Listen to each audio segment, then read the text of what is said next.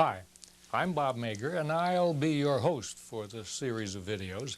The purpose of these videos is to provide another way of explaining the key points in a module, to provide a change of pace for you, and provide possibly a different example or two.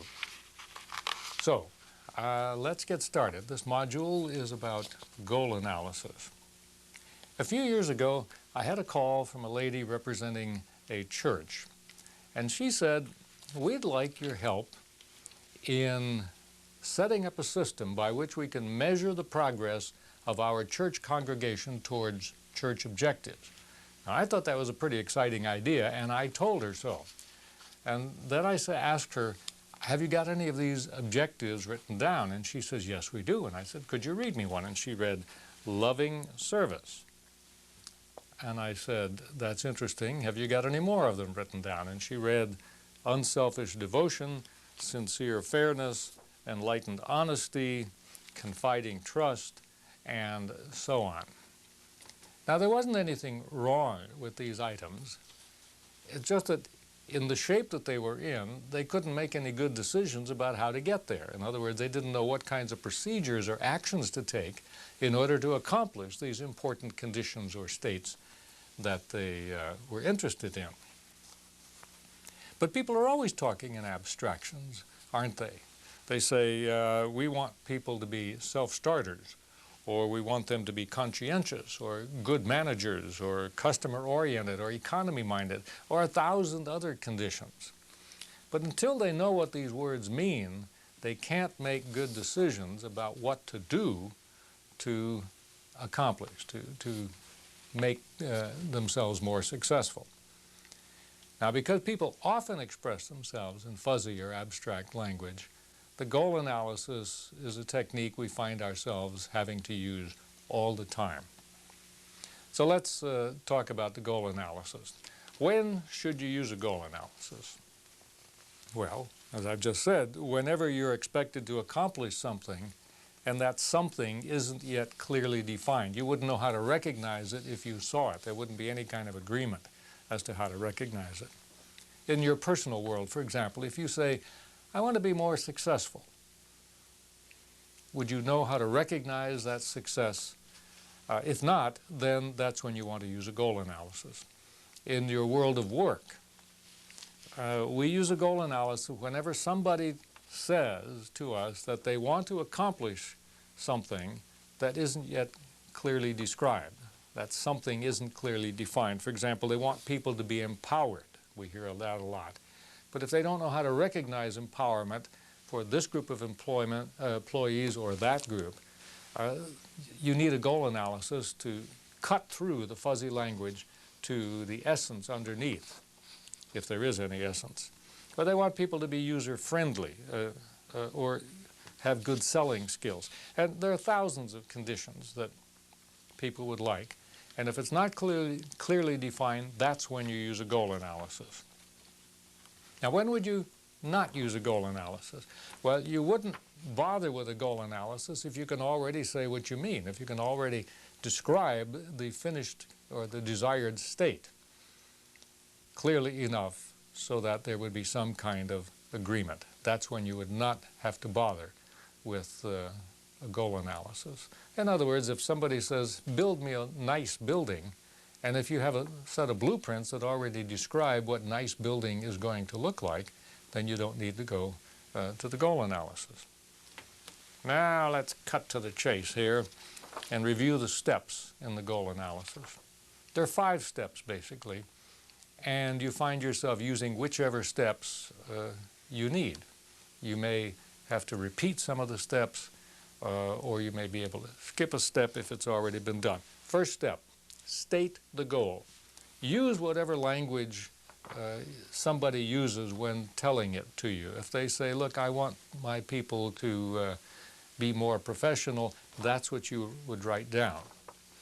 The only thing you have to watch is to make sure you describe the goal in outcome terms rather than in process terms.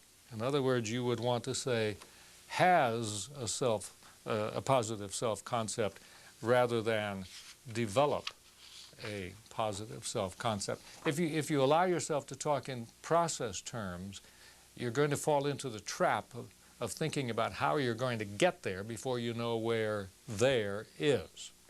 So make sure the goal is stated in outcome terms rather than in process terms. Okay, now step 2.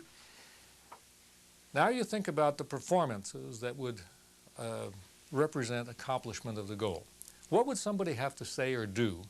What would they have to refrain from doing in order for you to say that the goal has been accomplished? You write down these performances. You tease them out of yourself. In other words, you're answering the question, given a room full of students or people, how would you separate them into 2 piles? Those who represent the goal condition and those who don't. Third step is required because our second step is going to have some fuzzies in it. And that's all right. You know, we get there little by little. So now you look over your list of performances and you discover that some of them are just as fuzzy as the one you started with. No sweat. All you do is you take each one on a separate piece of paper and do to it what you did to the goal you started with. In other words, you do a little mini goal analysis. Once you've done that, once all of the items on your list are performances, now you're ready for step 4, which is to expand each of these items into a complete sentence. That will kind of set the limits around the performance. It's not an objective yet. You're not going to need to write objectives about all of them. So just write it in terms of a complete sentence. Finally, step 5, you want to test whether you're done. You look at all of those performances, or as few of them as there may be. You may have 1, you may have 2, you may have a dozen, and ask this question of that list. If somebody did these things or refrained from doing these things, would I be willing to agree that the goal has been accomplished? If the answer is yes, then you're finished. If the answer is, well, no, there's something else they'd have to, there's something missing from this list. Then you go back to step 2 and ask yourself, what else would have to happen for us to be willing to say that the goal is accomplished? Once you've done that, you're finished for now, and you can move on to something else. Let's try a quick example. In working with a group of manufacturing people one time, they said, we want our people to be security conscious. Now look, I'm security conscious, but that's not good enough. How would you recognize someone who is security conscious? Now the definition of security consciousness is going to be different in this department than it is in that department. So you cannot do this in the abstract. You have to identify your target audience for your goal analyses. So here's what they said. They said, well, somebody who's security conscious locks up documents. They don't reveal secrets. They lock and check the safe. Now all of these are performances because you can tell whether they're happening or not happening. They wear their badge when they're supposed to. They sign in and sign out. And they think security. Oops, wait a minute. Think security? Now that's about as fuzzy as the one we started with. And so that's the signal to take that one off on a separate piece of paper and to say what they mean by that. So when all the items on your list are performances, then you're ready to move on and put that goal analysis into practice. Now you want to be sure to practice the goal analysis with another person before heading for the skill check, because this is the way you're going to be doing it on the job, and you want to practice it here. But do not try this at home.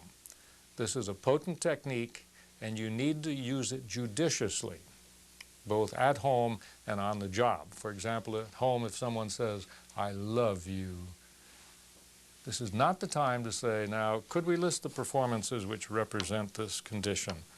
Or how would I know one if I saw one?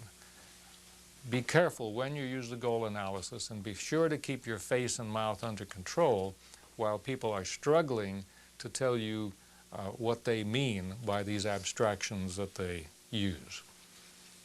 Now, the ability to carry out a goal analysis is going to give you a form of X-ray vision. So practice it enough so that when you get home next week, you'll be able to do it without supervision.